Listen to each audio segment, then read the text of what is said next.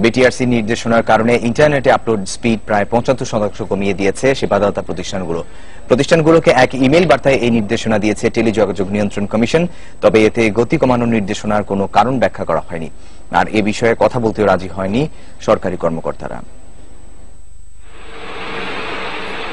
Freelancer হিসেবে ইন্টারনেটে কাজ করেন Enayet Hossain Rajib.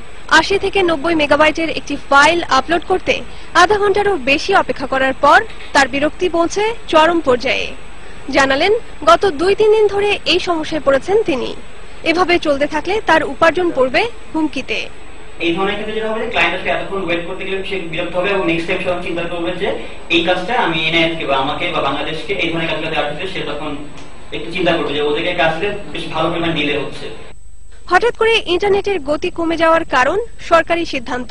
Internet service প্রোভাইডারদেরকে upload speed সর্বোচ্চ ২৫% রাখার নির্দেশনা দিয়ে ইমেইল দিয়েছে বাংলাদেশ টেলিযোগাযোগ নিয়ন্ত্রণ কমিশন বিটিআরসি। বিটিআরসি থেকে আমরা নির্দেশনা পেয়েছি যে এখন থেকে আপলিং ব্যান্ডউইথ পরবর্তী নির্দেশ না দেওয়া পর্যন্ত 25% করে রাখতে হবে। আচ্ছা, এখন কিন্তু সেটাই করে দিয়েছে। আগে কত ছিল? 100%।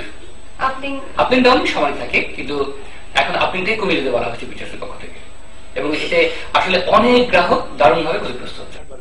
তবে কেন এই নির্দেশনা দেয়া হয়েছে সে বিষয়ে ওই ইমেইলে কোনো ব্যাখ্যা দেয়া হয়নি।